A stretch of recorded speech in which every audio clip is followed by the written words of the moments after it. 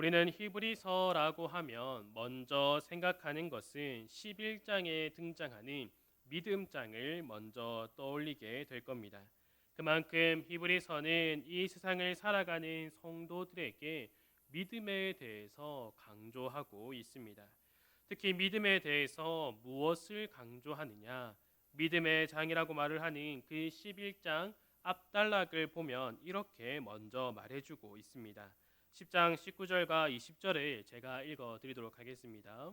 그러므로 형제들아 우리가 예수의 피를 힘입어 성소에 들어갈 담력을 얻었나니 그 길은 우리를 위하여 휘장 가운데로 열어놓으신 새로운 살 길이요 휘장은 곧 그의 육체니라. 그리고 이어서 23절에서는 또 약속하신 이는 미쁘시니 우리가 믿는 도리의 소망을 움직이지 말며 굳게 잡고라고 말을 하고 있습니다. 이는 예수 그리스도를 통한 믿음에 대해서 확고히 말해주고 있으며 우리에게 주어진 믿음은 예수 그리스도를 통하여서만이 우리들에게 믿음이 주어진다라는 것을 말해주고 있습니다. 또 우리에게 믿음을 주신 예수 그리스도는 우리로 하여금 성소로 들어갈 수 있도록 달리 말하면 하나님 보좌 앞으로 우리를 믿음으로 부르셨다라는 것을 말해주고 있는 것이죠. 그리고 우리에게 완전한 믿음 그리고 구원을 약속한 이가 미쁘시니 우리는 그 소망을 붙들 수밖에 없다라는 것을 이 10장에서 먼저 말해주고 있습니다. 즉 이 땅을 살아가는 믿음의 성도인 우리는 예수 그리스도를 통하여서 믿음이 주어진 것과 또 예수 그리스도를 통하여서 우리들에게 주어질 그 믿음을 더욱더 굳게 잡으며 살아가야 한다라는 것을 말해주고 있는 것입니다.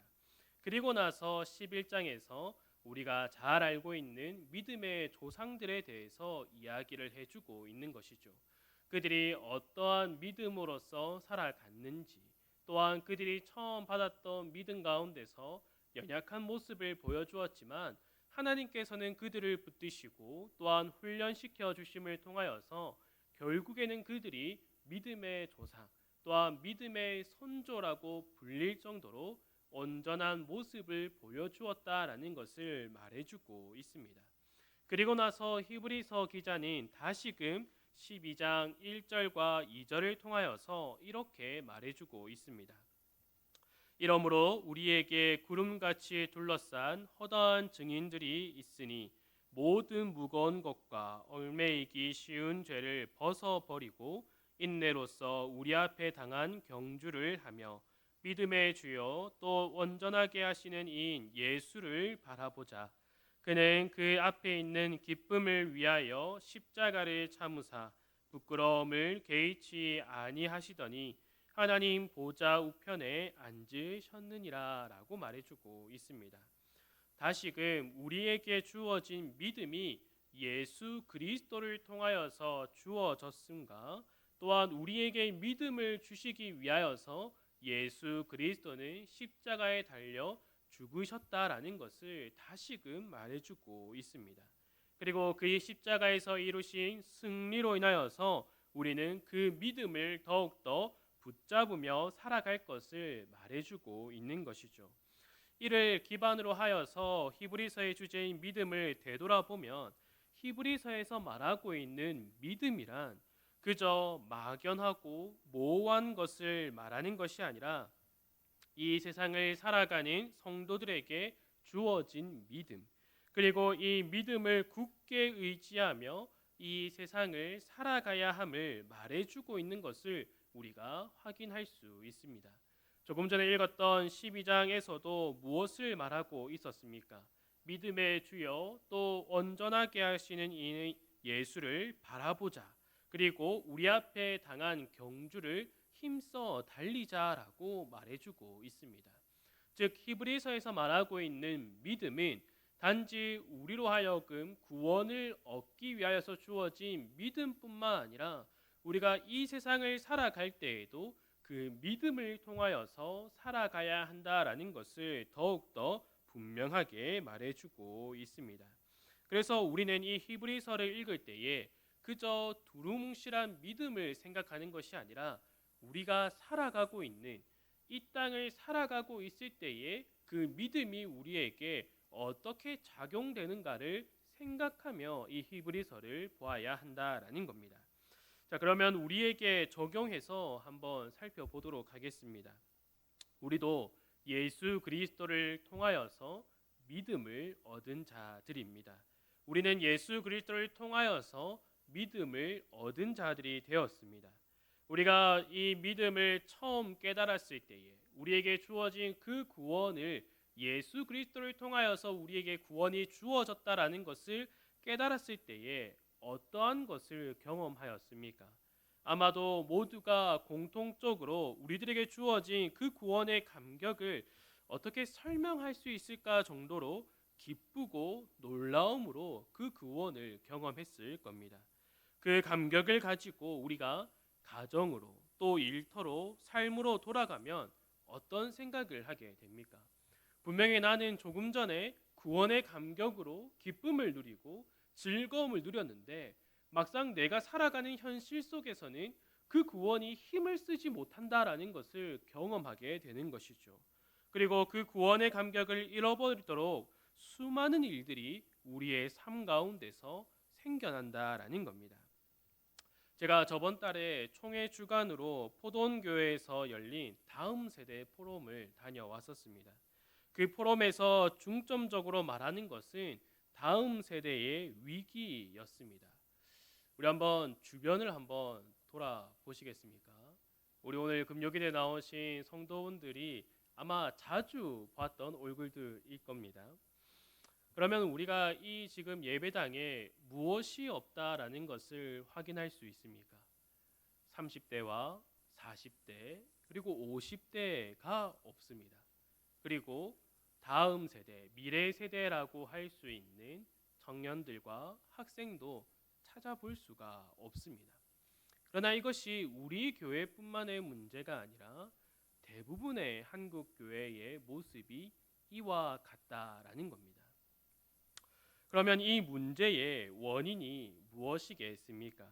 어떤 학자들은 인구 감소 때문에 자연스럽게 교회의 성도의 수가 줄어든 것이다라고 말을 합니다. 제가 그 말을 들을 때마다 그거는 아닌 것 같은데라는 생각을 자주 했습니다. 왜냐하면 지금 30대와 40대가 다 베이비붐 세대 때 태어난 이들입니다. 많은 인구가 있습니다. 그리고 어떤 학자들은 초저출생으로 그 문제로 인하여서 학령 인구가 줄어서 교회 학교도 자연스럽게 감소하는 결과를 필연적으로 마주했다라고 말을 합니다. 저는 이것도 아니다라고 생각을 합니다.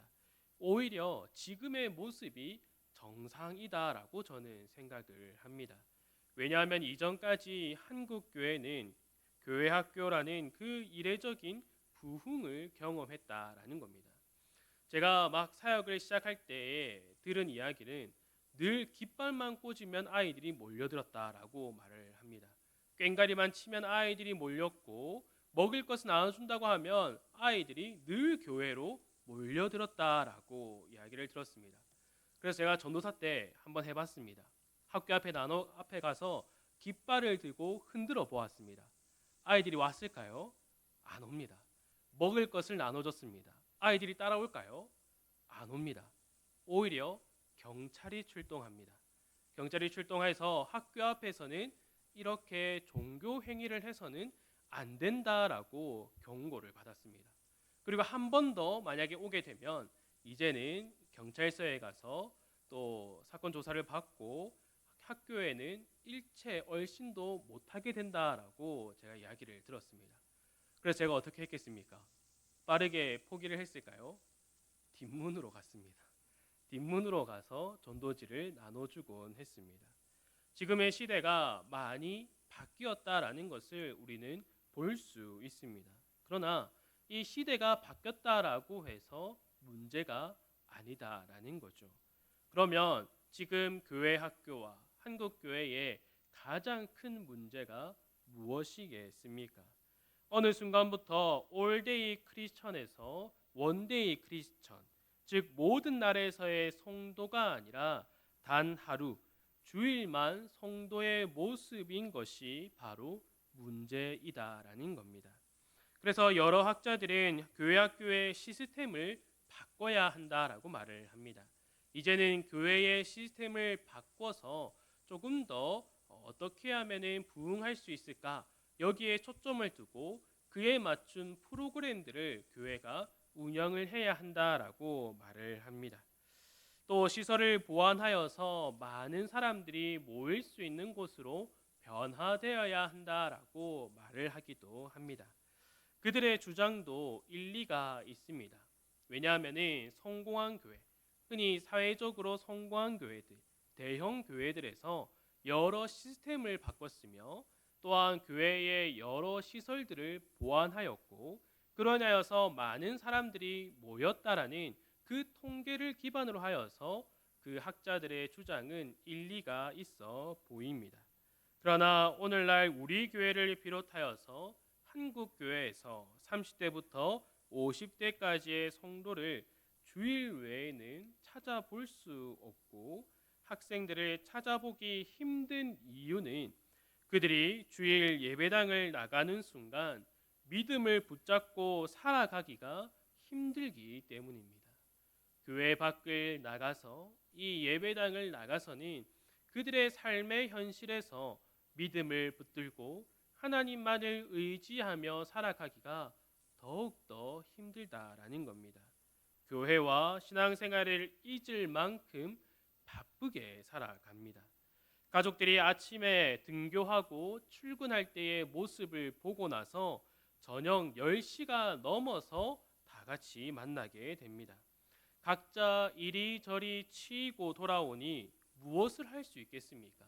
저마다 지쳐서 그저 쓰러진 모습만 보게 되는 것이죠.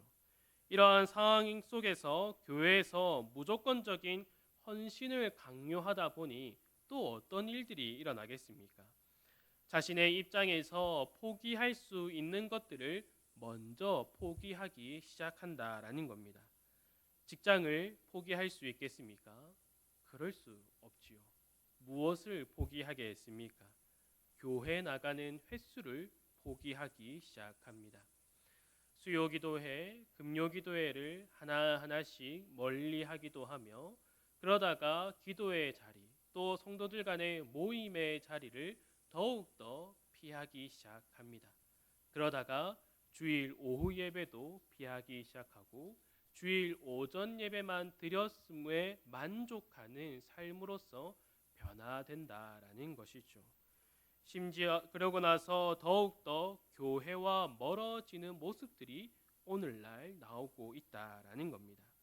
한국 교회는 이러한 문제를 해결하기 위해서 어떠한 방법을 사용했겠습니까?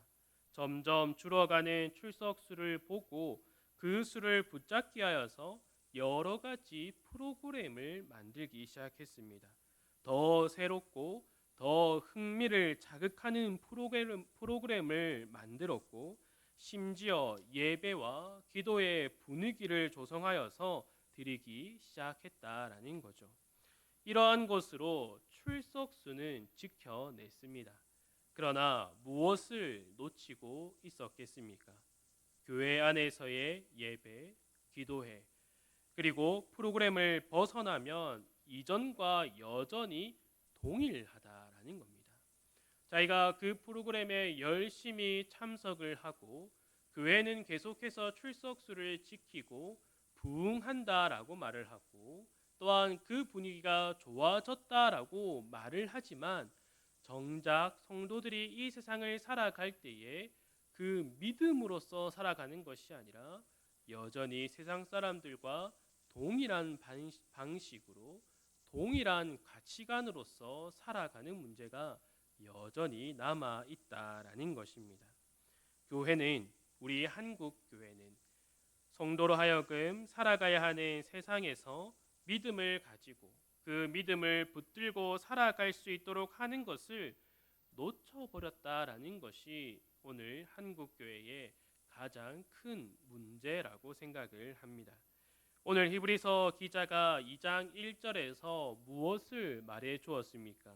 그러므로 우리는 들은 것에 더욱 유념함으로 우리가 흘러 떠내려 가지 않도록 함이 마땅하니라라고 말을 하였습니다. 그러나 오늘날 한국 교회의 모습을 돌아보면 어떻습니까? 믿음을 붙들고 고군분투하는 그러한 모습보다는 세상에 휘말려서 떠내려가고 있는 모습을 보여주고 있다라는 것이죠.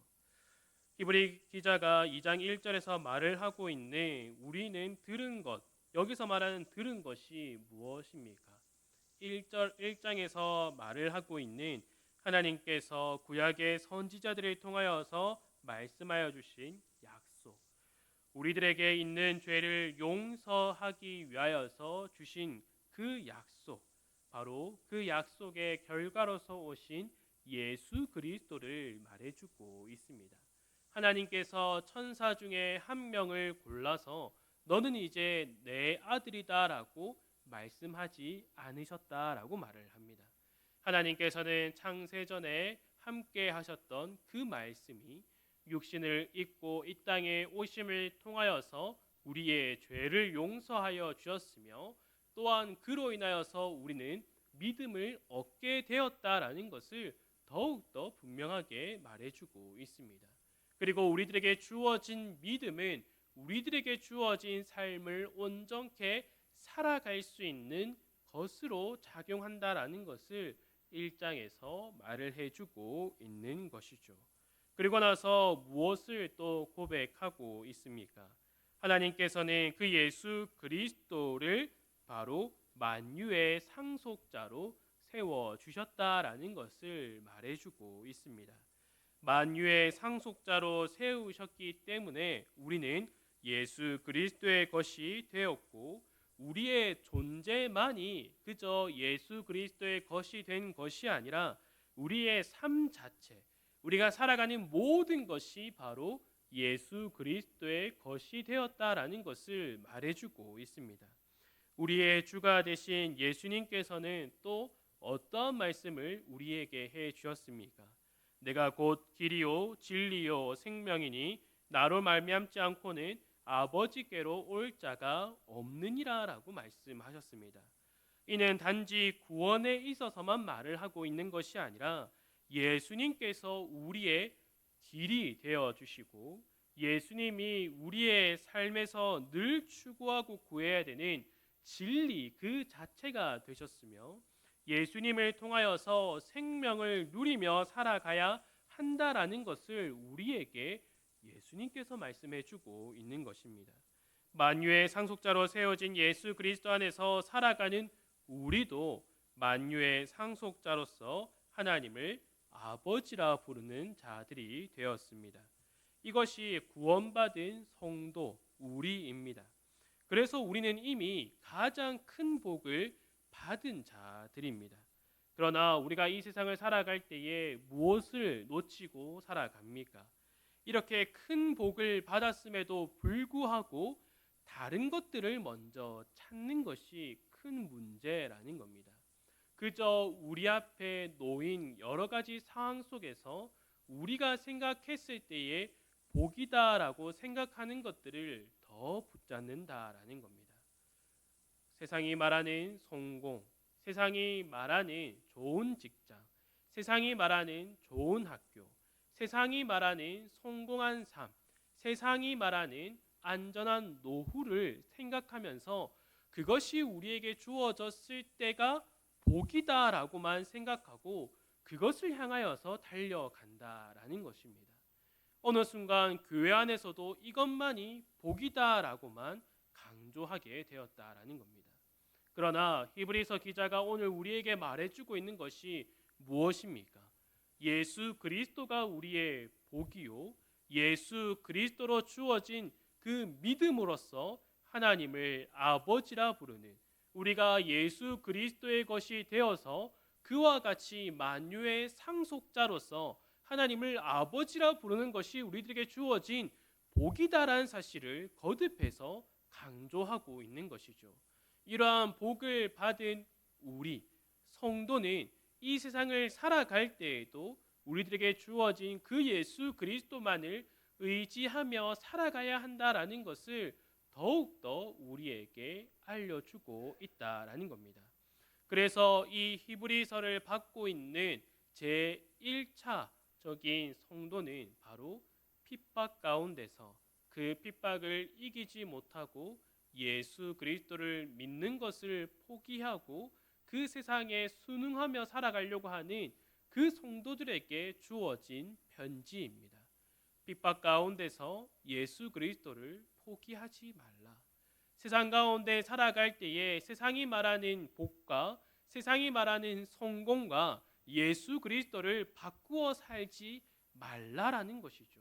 우리가 이 세상을 살아갈 때에 예수 그리스도만을 의지하며 살아가기 위하여서 우리는 성도로 부름을 받았으며 그 예수 그리스도께서 예수 그리스도만을 의지하며 살아갈 수 있도록 우리를 인도하여 주신다라는 것을 믿음으로써 우리에게 풀어서 말을 해주고 있다라는 것입니다. 우리가 조금 전에 찬송가를 세 곡을 함께 불렀습니다. 이 찬송가를 보면은 제목이 바로 이렇죠. 슬픈 마음 있는 사람. 그리고 슬픈 마음 있는 이 사람들에게 예수 그리스도만이 우리의 소망이다라는 것을 말해 주었습니다. 그리고 찬송가 94장에서는 주 예수보다 더 귀한 것은 없네라는 찬송도 우리가 함께 불렀습니다.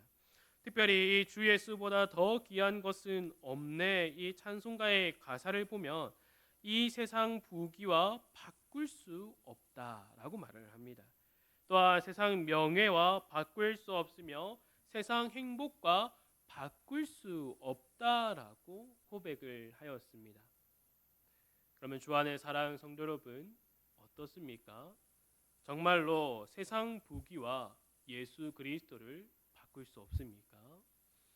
세상의 명예와 예수 그리스도를 바꿀 수 없습니까? 세상의 행복과 그 예수 그리스도를 바꿀 수 없습니까? 우리는 우리에게 질문을 던져야 되는 것이죠. 나는 세상의 명예와 세상의 부귀와 세상에서 말하는 그 복을 더 쫓으며 살아갔는가? 나의 기도 제목들을 돌아보니 예수 그리스도를 더욱더 알아가는 기도보다 세상에서의 성공하기 위하여서 내 앞에 놓인 문제들만을 해결하기 위하여서 더 기도하지 않았는가? 내 자녀의 문제들을 두고 자녀들이 조금 더 나은 환경에서 살아가기 위하여서 나는 기도하지 않았는가? 정말로 내 자녀가 예수 그리스도만을 의지하면서 이 세상에서 세상의 관점으로는 성공하지 못한 삶을 살아간다 할지라도 예수 그리스도만을 의지하고 예수 그리스도를 믿는 것이 참된 복이다라고 고백할 수 있는 그 믿음의 삶으로 살아갈 수 있도록 나는 우리의 자녀를 위하여서 기도하였는가? 우리는 이것을 돌아보아야 한다라는 것입니다. 정말로 우리가 그 예수 그리스도만을 위하여서 살아가고 있는가? 아니면 말로는 예수 그리스도만을 위하여서 살아간다라고 하지만 결국에는 나의 삶은 세상에서의 행복을 누리며 세상의 것을 더욱더 추구하고 세상에서 더 많은 돈을 벌고자 하고 더 많은 부를 쌓기 원하고 세상의 사람들의 인정을 받으면서 살아가려고 하는 것이 나의 모습이 아니었는가?